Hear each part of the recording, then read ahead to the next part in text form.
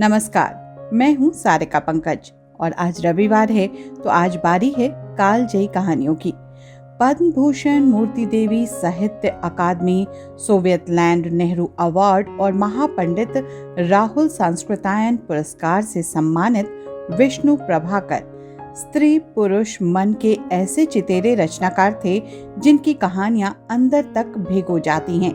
21 जून 1912 को उत्तर प्रदेश के मुजफ्फरनगर में जन्म और 11 अप्रैल 2009 को दिल्ली में आखिरी सांसें लेने वाले प्रभाकर ने उपन्यास, कहानी, नाटक संग्रह, जीवनी, संस्मरण और बाल साहित्य में 50 से भी अधिक कहानियां लिखी। कालजयी कहानियों की कड़ी में देश के विभाजन के दौरान मानव जीवन पर पड़ने वाले प्रभाव पर लिखी उनकी कहानी मैं जिंदा रहूंगा और ये लेकर आई हूँ मैं सारिका पंकज साहित्य तक पर। दावत कभी की समाप्त हो चुकी थी, मेहमान चले गए थे और चांद निकल आया था। प्राण ने मुक्त हाथ से बिखेरते हुए राज की ओर देखा। उसको प्रसन्न करने के लिए वो इसी प्रकार के प्रयत्न किया करता था। उसी के लिए वो मसूरी आया था। राज की दृष्टि तब दूर पहाड़ों के बीच नीचे जाने वाले मार्ग पर अटकी थी। हल्की चांदनी में वो धुंधला बल खाता मार्ग अतीत की धुंधली रेखाओं की और भी धुंधला कर रहा था। सच तो ये है कि तब वो भूत और भविष्य में उलझी अपने में खोई हुई थी। प्राण के मुक्त हास्य से वो कुछ चौंकी, दृष्टि उठाई, न जाने उसमें क्या था। प्राण कांप उठा, बोला, तुम्हारी तबीयत तो ठीक है? राज ने उस प्रश्न को अनसुना करके धीरे से कहा, आपकी दाहिनी ओर जो युवक बैठा था उसको आप अच्छी तरह जानते हैं? किसको? वो जो नीला कोट पहने था? हाँ, वही। वो किशन के पास ठहरा हुआ है। किशन की पत्नी नीचे गई थी, इसलिए मैंने उसे यहाँ आने को कह दिया था। क्यों? क्या तुम उसे जानती हो? नहीं, मैं तो वैसे ही पूछ रही थी। मैं समझ गया, वो दिलीप को बहुत प्यार कर रहा था। कुछ लोग बच्चों से बहुत प्रेम करते हैं। हाँ, पर उसका प्रेम बहुत से कुछ अधिक था। क्या मतलब? तुमने तो देखा ही था, दिलीप उनकी गोद से उतरना ही नहीं चाहता था। प्राण ने हंसते हुए कहा, बच्चा सबसे अधिक प्यार को पहचानता है। उसका हृदय शरद की चांदनी से भी निर्मल होता है। तभी दोनों की दृष्टि सहसा दिलीप की ओर उठ गई। वो पास ही पलंग पर मखमली लिहाफ ओढ़े सोया था। उसके सुनहरे घुंघराले बालों की एक लट मस्तक पर आ गई थी। गौर वर्ण पर उसकी सुनहरी छाया चंद्रमा के प्रकाश के समान बड़ी मधुर लग रही थी। बच्चा सहसा मुस्कुराया। तभी राज फुसफुसाई, कितना प्यारा है। प्राण बोला, ऐसा जान पड़ता है कि शैशव को देखकर ही किसी ने प्यार का आविष्कार किया था। दोनों की दृष्टि मिली। दोनों समझ गए कि इन निर्दोष उक्तियों के पीछे कोई तूफान उठ रहा है, पर बोला कोई कुछ नहीं। राज ने दिलीप को प्यार से उठाया और अंदर कमरे में ले जाकर लिटा दिया। मार्ग में जब वो कंधे से चिपका हुआ था तब राज ने उसे तनिक भींच दिया।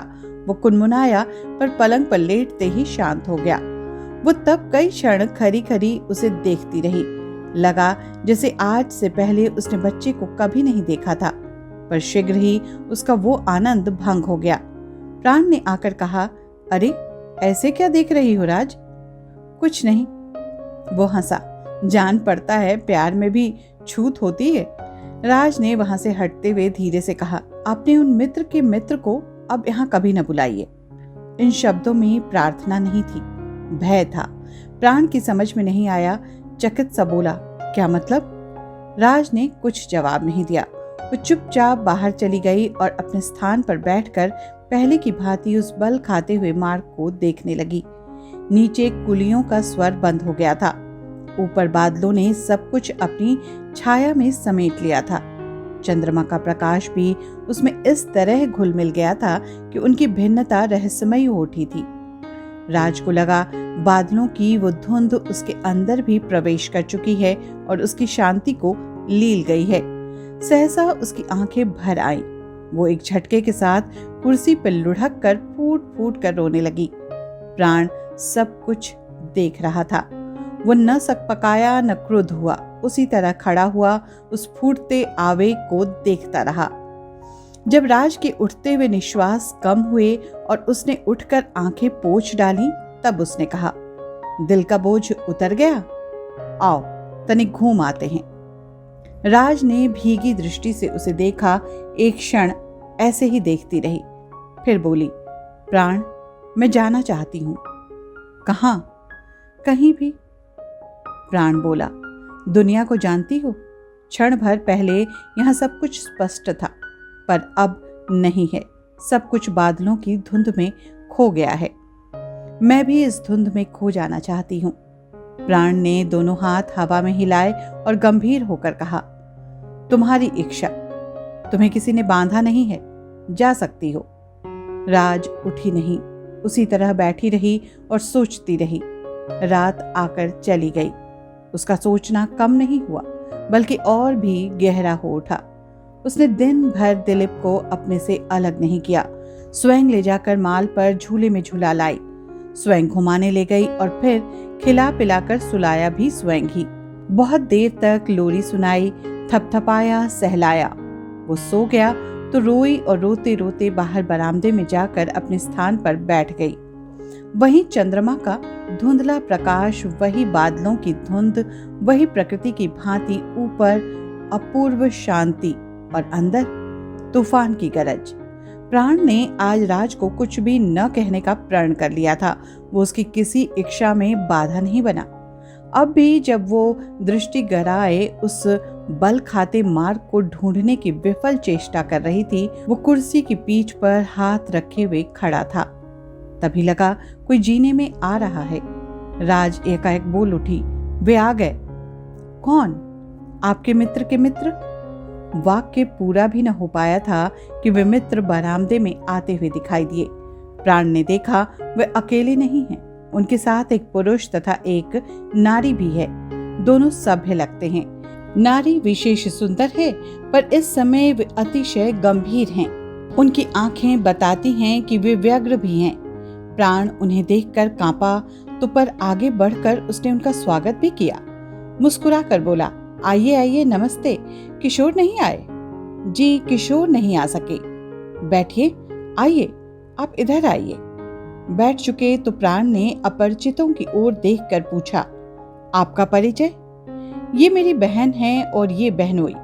ओह, प्राण मुस्कुराया, हाथ जोड़े, दृष्टि मिली जैसे कुछ हिला हो, फिर भी संभल कर बोला, आप आजकल कहाँ रहते हैं?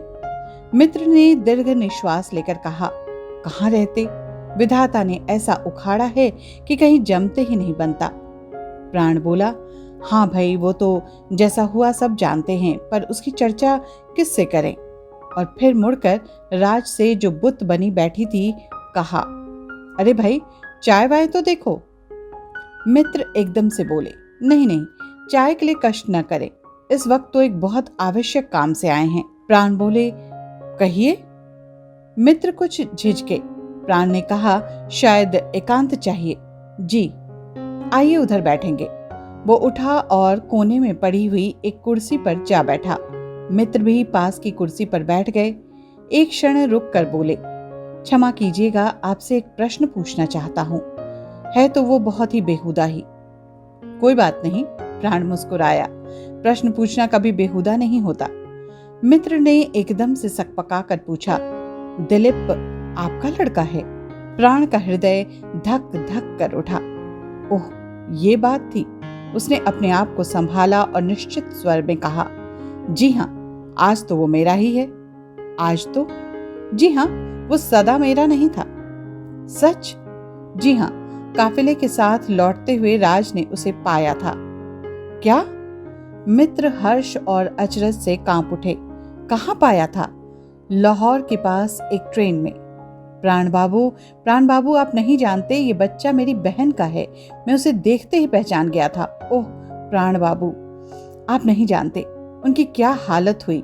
और वो उछलकर उसने पुकारा, रिपीट, और उछलकर उसने पुकारा, भाई साहब, रमेश मिल गया। और फिर प्राण को देखकर कहा, आप प्रमाण चाहते हैं? मेरे पास उसके फोटो हैं, ये देखिए। और उसने जेब से फोटो पर फोटो निकालकर सकपकाए हुए प्राण को चकित कर दिया। क्षण भर में वहां का दृश्य पलट गया। रमेश के माता पिता पागल हो उठे। माँ ने तड़प कर कहा, कहाँ है रमेश, कहाँ है? राज ने कुछ नहीं देखा। वो शीघ्रता से अंदर गई और दिलीप को छाती से चिपकाकर फपक उठी।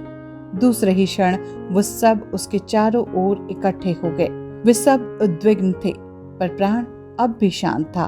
उसने धीरे से राज से कहा, राज, दिलीप की माँ आ गई है। उसकी माँ? राज ने फबकते हुए कहा, तुम सब चले जाओ, तुम यहाँ क्यों आए? दिलीप मेरा है, मैं उसकी माँ हूँ। दिलीप, रमेश की माँ रोती हुई बोली, सचमुच माँ तुम ही हो, तुमने उसे पुनर्जन्म दिया है। सुनकर राज कांप उठी। उसने दृष्टि उठाकर पहली बार उस माँ को देखा और देखती रह गई। तब तक दिलीप जाग चुका था और उस चिल्लपों में घबरा कर किसी भी शर्त राज की गोद से उतरने को तैयार नहीं था। वो नवागंतुकों को देखता और चीख पड़ता। साल भर पहले जब राज ने उसे पाया था तब वो पूरे वर्ष का भी नहीं था। उस समय सब लोग प्राणों के भय से भाग रहे थे। मनुष्य मनुष्य का रक्त उलीचने में होड़ ले रहा था। नारी का सम्मान और शिशु का शैशव सब पराभूत हो चुके थे। मनुष्य का मनुष्यत्व ही नष्ट हो चुका था। भागते मनुष्यों पर राह के मनुष्य टूट पड़ते और लाशों का ढेर लगा देते। रक्त बहता और उसके साथ ही बह जाती मानवता। ऐसी ही एक ट्रेन में राज भी थी। हमला होने पर जब वो संज्ञाहीन सी अज्ञात दिशा की ओर भागी तो एक बर्थ के नीचे से अपने सामान के भुलावे में वो जो कुछ उठा कर ले गई वही बाद में दिलीप बन गया। ये एक अद्भुत बात थी। अपनी अंतिम संपत्ति खोकर उसने एक शिशु को पाया जो उस रक्त वर्षा के बीच बेखबर सोया हुआ था। उसने कैंप में आकर जब उस बालक को देखा तो अनायास ही उसके मुंह से निकला, मेरा सब कुछ मुझसे छीनकर आपने कैसा दान दिया है प्रभु। लेकिन तब अधिक सोचने का अवसर नहीं था। वो भारत की ओर दौड़ी। मार्ग में वे अवसर आए जब उसे अपने और उस बच्चे के बीच किसी एक को चुनना था, पर हर बार वो प्राणों पर खेलकर उसे बचा लेने में सफल हुई। मौत भी जिस बालक को उससे छीनने में असफल रही वही अब कुछ क्षणों में उससे अलग हो जाएगा, क्योंकि वो उसका नहीं था, क्योंकि वो उसकी माँ नहीं थी। नहीं, दिलीप उसका है। और वो फपक फपक कर फिर से रोने लगी। प्राण ने और भी पास आकर धीरे से शांत स्वर में कहा, राज, माँ बनने से भी एक बड़ा सौभाग्य होता है और वो है किसी के मातृत्व की रक्षा। नहीं, वो उसी तरह बोली, मैं ये सौभाग्य नहीं चाहती।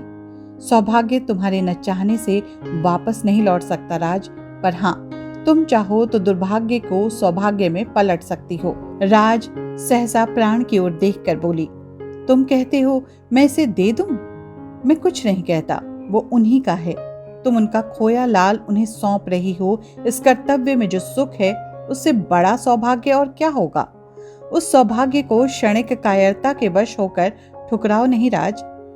राज ने एक बार और प्राण की ओर देखा, फिर धीरे धीरे अपने हाथ आगे बढ़ाए और दिलीप को उसकी माँ की गोदी में दे दिया। उसके हाथ कांप रहे थे, होंठ कांप रहे थे। जैसे ही दिलीप को उसकी माँ ने छाती से चिपकाया, राज ने रोते हुए चिल्ला कर कहा, जाओ, तुम सब चले जाओ, अभी इसी वक्त यहाँ से चले जाओ।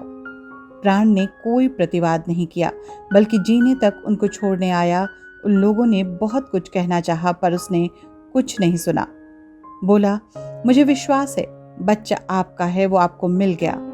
आपका सा सौभाग्य सबको प्राप्त हो, लेकिन मेरी एक प्रार्थना है। जी कहिए, हमें आपकी हर बात स्वीकार है। प्राण ने बिना सुने कहा, कृपा कर अब आप लोग इधर ना आएं। वे चौंके, क्या? जी, आपकी बड़ी कृपा होगी, पर सुनिए तो। प्राण ने कुछ न सुना और अगले दिन मसूरी को प्रणाम करके आगे बढ़ गया। राज की अवस्था मुर्दे जैसी थी। वो पीली पड़ गई थी, उसके नेत्र सूज गए थे। प्राण ने उस क्षण के बाद फिर एक शब्द भी ऐसा नहीं कहा जो उसे दिलीप की याद दिला सके। लेकिन याद क्या दिलाने से आती है, वो तो अंतर में सोते की भांति उफनती है। राज के अंतर में भी उफनती रही। उसी उफान को शांत करने के लिए प्राण मसूरी से लखनऊ आया, वहां से कलकत्ता और फिर मद्रास होता हुआ दिल्ली लौट आया। दिन बीत गए, महीने भी आए और चले गए। समय की सहायता पाकर राज दिलीप को भूलने लगी। प्राण ने फिर व्यापार में ध्यान लगाया, पर साथ ही उसके मन में एक आकांक्षा बनी रही। वो राज को फिर शिशु की अटखेलियों में खोया हुआ देखना चाहता था। वो कई बार अनाथालय और शिशु गृह गया, पर किसी बच्चे को घर न ला सका। जैसे ही वो आगे बढ़ता, कोई अंदर से बोल उठता, न जाने कौन कब आकर इसका भी माँ बाप होने का दावा कर बैठे, और वो लौट आता। इसके अलावा बच्चे की चर्चा चलने पर राज को दुख होता था। कभी कभी तो दौरा भी पड़ जाता था। वो अब एकांत प्रिय, सुस्त और अंतर्मुखी हो चली थी। प्राण जानता था कि वो प्रभाव अस्थायी है। अंतर का आवेग इस आवरण को बहुत शीघ्र उतार फेंकेगा। नारी की जड़ें जहां हैं, उसके विपरीत फल कहां प्रकट हो सकता है। वो एक दिन किसी बच्चे को घर ले आएगा, और कौन जानता है तब तक। वो इसी उधेड़बुन में था कि एक दिन उसने होटल से लौटते हुए देखा कि एक व्यक्ति उन्हें घूर घूर कर देख रहा है। उसने कुछ विशेष ध्यान नहीं दिया, लोग देखा ही करते हैं, आज के युग का ये फैशन है। उसके पड़ोस में एक सज्जन रहते हैं, जब तब अवसर पाकर छत की दीवार से झांक कर राज को देखा करते हैं। राज ने कई बार उनकी इस हरकत की शिकायत भी की थी, लेकिन अगले दिन, फिर तीसरे दिन, चौथे दिन, यहाँ तक कि प्रतिदिन वही व्यक्ति उसी तरह उनका पीछा करने लगा। अब प्राण को ये बुरा लगा। उसने समझा इसमें कोई रहस्य है, क्योंकि वो व्यक्ति राज के सामने कभी नहीं पड़ता था और न राज ने अब तक उसे देखा था। कम से कम वो इस बात को नहीं जानता था। यही सब कुछ सोचकर प्राण ने उस व्यक्ति से मिलना चाहा। एक दिन वो अकेला ही होटल आया और उसने उस व्यक्ति को पूर्वतः अपने स्थान पर देखा। प्राण ने सीधे जाकर उसके कंधे पर हाथ रख दिया। वो व्यक्ति एकदम से कांप उठा, बोला, क्या है, क्या है? प्राण ने शांत भाव से कहा, यही तो मैं आपसे पूछने आया हूं। अचरज से वो व्यक्ति जिस तरह कांपा, उसी तरह एकदम दृढ़ होकर बोला, तो आप समझ गए? क्षमा करिए, मैं स्वयं आपसे बात करने वाला था। अब तक क्यों नहीं कर सके? उसने उसी तरह कहा, क्योंकि मैं पूर्ण आश्वस्त नहीं था, और आप जानते हैं कि आज के युग में ऐसी वैसी बातें करना मौत को बुलाना है। प्राण उसकी वाणी से आश्वस्त तो हुआ, पर उसका हृदय धक धक कर उठा। उसने कहा, आप ठीक कहते हैं, पर अब आप निसंकोच होकर जो चाहे कह सकते हैं। वो बोला, बात ऐसी ही है, आप बुरा न मानिए, आप कहिए तो सही। वो तनिक झिझका, फिर शीघ्रता से बोला, आपके साथ जो नारी आती है वो आपकी कौन है? आपका मतलब? जी। प्राण संभला, फिर बोला, वो मेरी सब कुछ है और कुछ भी नहीं है। जी, मैं पूछता था, क्या वो आपकी पत्नी है? मेरी पत्नी? जी नहीं। नहीं? जी हाँ। आप सच कह रहे हैं? उसकी वाणी में अचरज ही नहीं, हर्ष भी था। जी हाँ, मैं सच कहता हूँ। अग्नि को साक्षी करके मैंने कभी उससे विवाह नहीं किया। फिर लाहौर से जब भागा था, तब मार्ग में एक शिशु के साथ उसे मैंने संज्ञाहीन अवस्था में एक खेत में पाया था। तब आप उसे अपने साथ ले आए? जी हाँ। फिर क्या हुआ? होता क्या, तब से वो मेरे साथ है। लोग उसे आपकी पत्नी समझते हैं। ये तो स्वाभाविक है, पुरुष के साथ इस तरह जो नारी रहती है वो पत्नी ही होगी। इससे आगे आज का आदमी क्या सोच सकता है? पर आप ये सब बातें क्यों पूछते हैं? क्या आप उसे जानते हैं? जी। वो कांपा, बोला, वो मेरी पत्नी है। आपकी पत्नी? प्राण सिहर उठा। जी। और आप उसे चोरों की भांति ताका करते हैं? अब उसका मुंह पीला पड़ गया और नेत्र झुक गए, पर दूसरे ही क्षण न जाने क्या हुआ, उसने एक झटके के साथ गर्दन ऊंची की और बोला, उसका एक कारण है, मैं उसे छुपाऊंगा नहीं। उन मुसीबत के क्षणों में मैं उसकी रक्षा नहीं कर सका था। प्राण न जाने क्यों हंस पड़ा। छोड़कर भाग गए थे? अक्सर ऐसा होता है। भागा तो नहीं था, पर प्राणों पर खेलकर उस तक आ नहीं सका था। वो जानती है? नहीं कह सकता। आपको भय है कि वो जानती होगी? भय तो नहीं, पर ग्लानि अवश्य है। प्राण के भीतर के मन को जैसे कोई धीरे धीरे छुरी से चीरने लगा हो, पर ऊपर से वो उसी तरह शांत स्वर में बोला, तो राज आपकी पत्नी है, सच? उस व्यक्ति ने रुंधे कंठ से कहा, कैसे कहूं, मैंने उसको ढूंढने के लिए क्या नहीं किया। सभी कैंपों में, रेडियो स्टेशन पर, पुलिस में, सभी जगह उसकी रिपोर्ट मौजूद है। प्राण बोला, आप उसे ले जाने को तैयार हैं? वो झिझका नहीं, कहा, जी इसीलिए तो रुका हूं। आपको किसी प्रकार का संकोच नहीं? संकोच?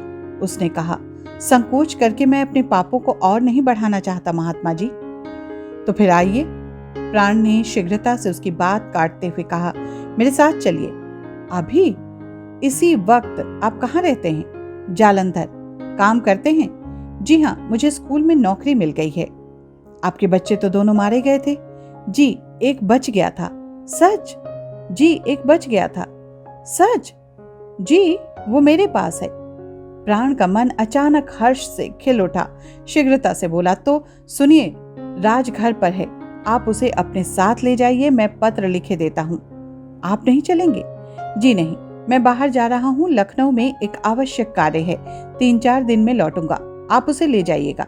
कहना उसका पुत्र जीवित है, मुझे देखकर वो दुखी होगी, समझे ना? समझ गया। आप भाग्यवान हैं, मैं आपको बधाई देता हूँ और आपके साहस की प्रशंसा भी करता हूँ। वो व्यक्ति कृतज्ञ, अनुग्रहित कुछ जवाब दे कि प्राण ने एक पर्चा उसके हाथ में थमाया और बिजली की भांति गायब हो गया। पत्र में लिखा था, राज, बहादुर लोग गलती कर सकते हैं, पर धोखा देना उनकी प्रकृति के विरुद्ध है। फिर भी 2 शब्द मुझे तुम्हारे पास लाने को पर्याप्त हैं। प्रयत्न करना उनकी आवश्यकता न पड़े। मुझे जानती हो, मरने तक जीता रहूंगा। प्राण। ये व्यक्ति ठगा सा बहुत देर तक वहीं खड़ा रहा। कंगाल की फटी झोली में भी कोई रत्न डाल गया हो, ऐसी उसकी हालत थी। पर जन्म से तो वो कंगाल नहीं था, इसलिए साहस ने उसे धोखा नहीं दिया और वो प्राण के बताए मार्ग पर चल पड़ा। पूरे 15 दिन बाद प्राण लौटा। जब तक उसके द्वार को नहीं देखा, उसके प्राण सकते में आए रहे।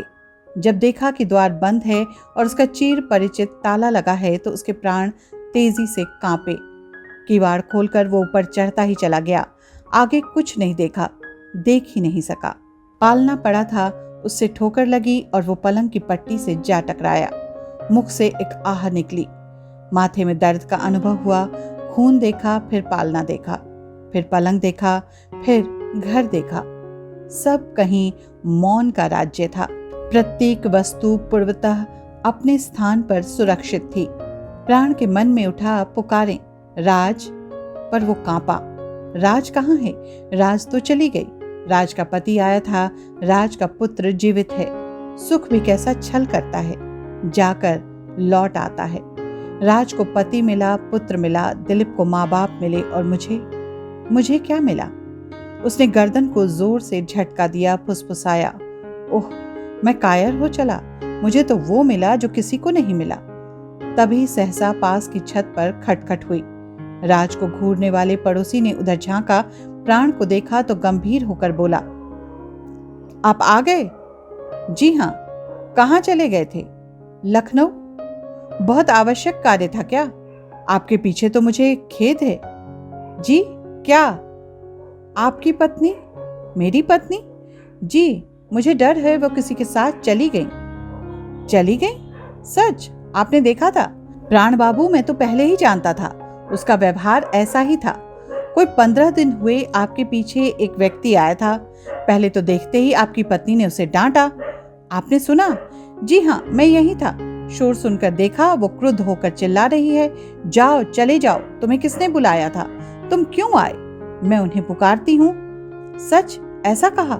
जी हाँ। फिर क्या प्राण बाबू? वो बाबू साहब बड़े ढीठ निकले, गए ही नहीं। एक पत्र आपकी पत्नी को दिया, फिर हाथ जोड़े पैरों में पड़ गए। क्या ये सब आपने देखा था? जी हाँ, बिल्कुल साफ देखा था। फिर वे पैरों में पड़ गए, पर आपकी पत्नी रोती रही। तभी अचानक उसने न जाने क्या कहा, वो कांप कर वहीं गिर पड़ी। फिर तो उसने, क्या कहूँ, लाज लगती है। जी, मैं तो आया कूद कर उसका गला घोंटूं, पर मैं रुक गया। दूसरे का मामला है, आप आते ही होंगे। रात तक राह देखती रही, पर आप आए नहीं। सवेरे उठकर देखा तो वो दोनों लापता थे। उसी रात चले गए? जी हाँ। प्राण ने सांस खींची। तो वे सच्चे थे, बिल्कुल सच्चे। पड़ोसी ने कहा, क्या? जी हाँ, उन्होंने वही किया जो उन्हें करना चाहिए था। और फिर अचरज से बुत बने पड़ोसी की ओर देखकर बोला, वे भाई राज के पति थे। राज के पति? चकित पड़ोसी और भी अचकचाया। जी हाँ, पंजाब से भागते हुए हम लोगों के साथ जो कुछ हुआ वो तो आप जानते ही हैं। राज को भी मैंने लाशों के ढेर में से उठाया था। वो तब जानती थी कि उसके पति मर गए हैं, इसलिए वो मेरे साथ रहने लगी। पड़ोसी अभी तक अचकचा रहे थे। बोले, आपके साथ रहने पर भी उन्हें राज को ले जाने में संकोच नहीं हुआ? प्राण ने कहा, सो तो आपने देखा ही था। वो क्या कहे, फिर भी ठगा ठगा सा बोला, आपका अपना परिवार कहाँ है? भागते हुए मेरी पत्नी और माँ बाप दरिया में बह गए। बच्चे एक एक करके रास्ते में सो गए। भाई साहब, पड़ोसी जैसे चीख पड़ेंगे, पर वो बोल भी न सके। मुंह उनका खुले का खुला रह गया और दृष्टि स्थिर हो गई। ये थी आज की कालजयी कहानी मैं जिंदा रहूंगा, जिसे लिखा था विष्णु प्रभाकर ने। अगले रविवार को अगली कालजयी कहानी के साथ मैं सारिका पंकज आपके साथ एक बार फिर रूबरू होंगी। तब तक के लिए दीजिए अनुमति। नमस्कार।